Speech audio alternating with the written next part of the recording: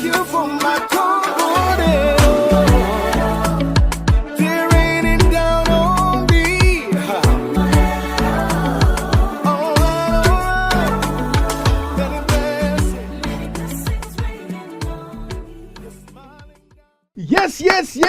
Yes. We are back, Tadzoka, when we're talking to Bridget Ndanga. My Ndanga, we're talking about the healthcare issue. Now I want us to just go into the meat of the issue. Yes. Yeah, the heart of the issue. Yes. Panyaya yacho chayo. Yeah. The music. Bridget Ndanga has been making waves locally, even in the diaspora, right there in the UK. How do you then do the music thing? We know about the praise and worship. Yes. You go to UK, and I know you've got a very interesting story on how, you then decided, I need to pursue this as a ministry. Yes. Tell us. Yes. So if I rewind back a little bit, so when I moved to the UK, I initially lived in Birmingham, then moved to London for uni. So I was now going to Forward in Faith, and I became, while I was there, me and a few other young ladies, we ended up becoming a group and recorded our first album. So I actually recorded, I was probably 21, around that age, my first album. So I've always been, I've been interested in doing things like that. And then as time went on, I got married, you have kids, life happens. And along the way, I lost my confidence, I have to be honest. Okay. And still doing church, still doing praise and worship. But inside, deep within me, I had that desire and the longing was there, but I didn't believe in myself. I actually didn't think I was good enough. I didn't think I had a good voice. I thought other people sang better than me, but it got to a point. Do you want me to share that part of the story? Go ahead. Yeah, That's what this show is all about. Yes, it just got to a point, and I have to honor this great man of God because it was after meeting him for the first time in my life, born and bred in Forward in Faith, I had the opportunity of meeting Baba Guti for the first time. I only met him once. Yes. He prayed for us, me and my husband. From that time, music started coming out of me.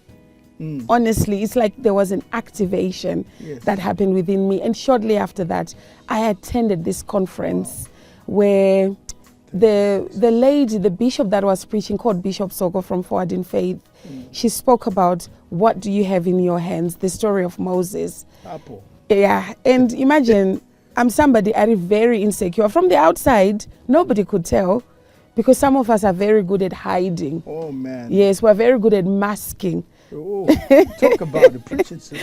Yeah, so unless I tell you, you would never know. You'd think, oh, everything is okay because you know how to mask and you know how to act.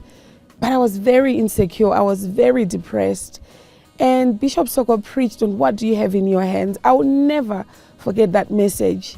She spoke about Moses, how God used Moses with a stick.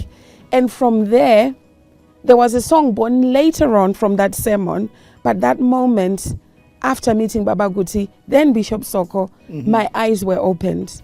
The business wasn't even born then. I know. Yeah, it wasn't born. Yeah. Then that's when God showed me, Chicha Wakabati, you've got this, you've got that, you've got this, you've got that. And the testimonies from that song, my wife, Yeah. Pamela, Yes. that's her favorite song.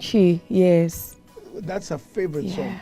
And I remember... That's my favorite too, by the way. Yes. And I remember you telling me a little bit about how it had impact on even the people who, when you were doing the visuals, Yes. people who were listening around, like the gardeners at They the would place, come, and say, that song is talking to me. You're talking to me. And the testimonies on YouTube and so forth. Wow. It's a very emotional song because a lot of people...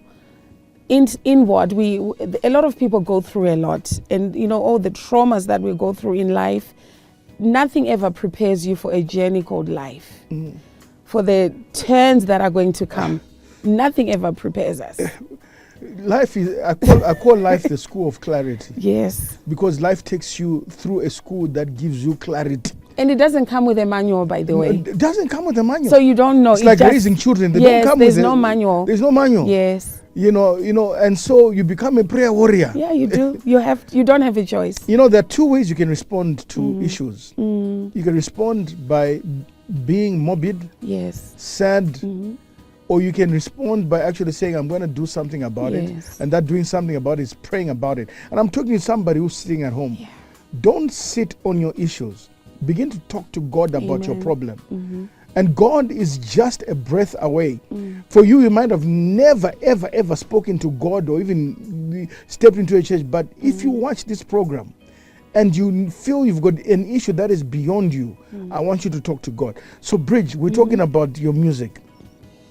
So, Chi Chawakabata Yes. impacts so many people. How many albums do you do from the beginning of your journey when Baba Guti prays for you? And until now, how many albums have you done? I've only done one album. Okay. Yes. The reason being, I'm somebody, I don't like rushing things. I act on instruction. You're not there to prove a point. No, I'm one of those people, I've got blinkers on. Run your own race, stay in your own lane, maintain your own pace. That's me.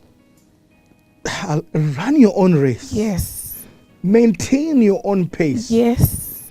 Man, that sounds like a whole sermon, Shaman. You see, because we are so competitive. Yes. It's a rat race in the Yes. gospel music industry. Yeah. It's a rat race. You know, and I believe that we need to start hearing from God. Yes, we do. Because, right now, out there, gospel music, at times we are doing it to prove what and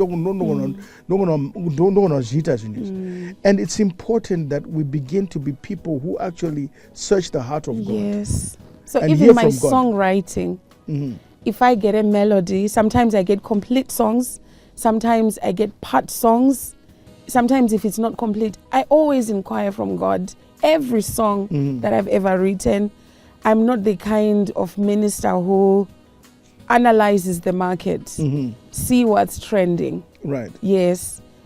You're not a hit chaser. No, I'm not. Because it's easy to chase hits. It is. And I could actually, it's easy to do that for numbers, for clouds. Yeah. But I'm not after that. Yeah. Purpose. That is what drives me. I like that word, purpose.